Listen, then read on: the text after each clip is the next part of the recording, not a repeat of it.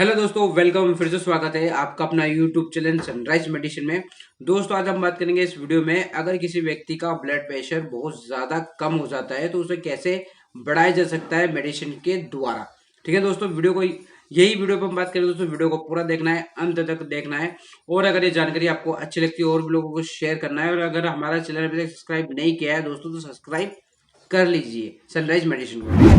चलो बात करते हैं, अगर किसी व्यक्ति का ब्लड प्रेशर बहुत ज्यादा कम हो जाता है तो उसमें क्या मेडिसिन दी जाती है। ठीक है दोस्तों, अब बात करेंगे हम किसी व्यक्ति का अगर ब्लड प्रेशर कम हो जाता है तो वो कब होता है, इसे कब माना जाता है।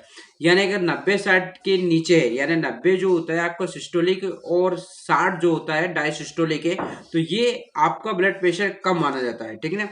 ठीक है, तो नॉर्मल कब माना जाता है? नॉर्मल तब होता है 120-80। ठीक है ना। यहाँ नॉर्मल होता है यानी 120 जो होता है सिस्टोलिक होता है और 80 जो होता है डायसिस्टोलिक होता है। ठीक है ना, ये आपको समझ में आएगा। 90-60 यानी कि अगर इसके नीचे है तो आपका बीपी लो है। ठीक है, और अगर 120-80 है तो ये आपका नॉर्मल है। ठीक है।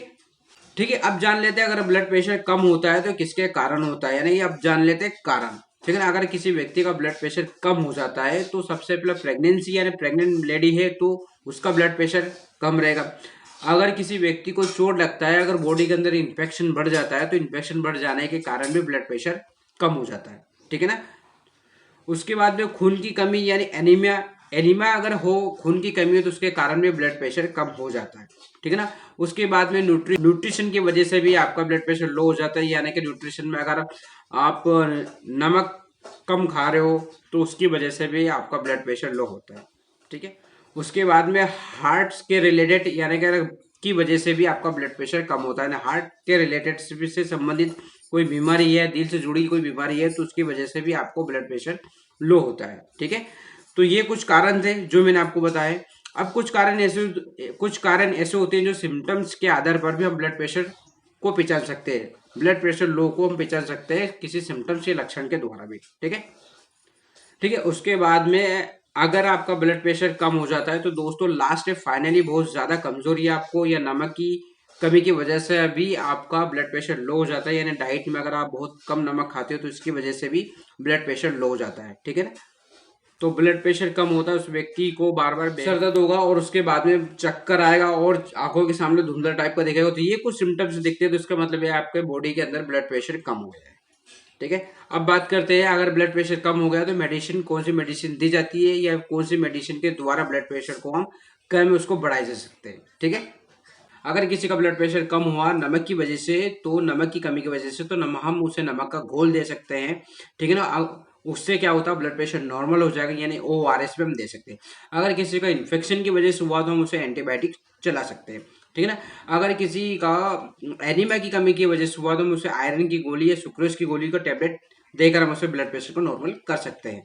ठीक है, उसके बाद में अगर प्रेगनेंसी में अगर ब्लड प्रेशर लो हुआ तो मल्टी विटामिन की टेबलेट वगैरह या आयरन की टेबलेट चलाकर हम उसे ब्लड प्रेशर को नॉर्मल कर सकते हैं। अगर किसी व्यक्ति का कोलेस्ट्रॉल बढ़ा हुआ तो कोलेस्ट्रॉल को कम करने के लिए भी मेडिसिन देते हैं। ठीक है ना। तो ये था, तो ये सब कुछ ठीक हो जाता है। ठीक है, तो दोस्तों अब बात करेंगे हम इसमें ट्रीटमेंट में। ठीक है, इसमें कौन कौन सी मेडिसिन आप दे सकते हो। ठीक है, तो सबसे पहले दोस्तों फ्लूटोकॉर्टिसोन टेबलेट। ठीक है ना, नाम से आपको लग गया होगा ये स्टेरॉइड मेडिसिन है, स्टेरॉइड मेडिसिन है। तो ये मेडिसिन को हम दे सकते हैं। बेसिकली ये 1 मिलीग्राम को ओरली टेबलेट देते हैं।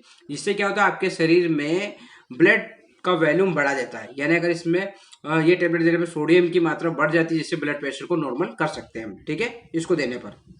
दूसरा मेडिसिन है दोस्तों मिडोट्राइन टेबलेट। ठीक है ना, ये टेबलेट क्या होता है, इसमें ब्लड वेसिकल जो होती है, ब्लड वेसिकल थोड़ी सी सकड़ी हो जाती है, चिपक जाती है, तो उसको क्या वो रोकता है। ठीक है ना, वो क्या है सकड़ी नहीं हो पाती, उसकी वजह से ब्लड फ्लो आसानी से हो जाता है। और ये इसको देने पर ब्लड प्रेशर को हम नॉर्मल कर सकते हैं देने के बाद। ठीक है ना।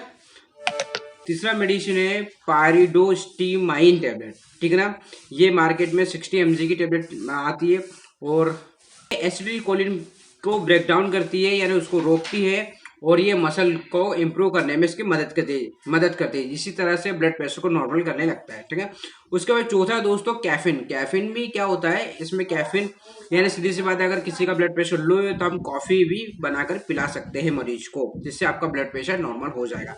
ठीक है, और उसके बाद अलग से इसकी कैफीन करके टेबलेट भी आती है तो टेबलेट में हम इसे दे सकते हैं। ठीक है, तो आई होप दोस्तों ये जानकारी आपको अच्छी लगी होगी। जानकारी अच्छी लगी हो तो लाइक करें, शेयर करें और हमारे चैनल सब्सक्राइब जरूर करिए दोस्तों। ठीक है ना, फिर मिलते हैं नए वीडियो के साथ, एक नए टॉपिक के साथ। तब तक के लिए जय हिंद, जय भारत।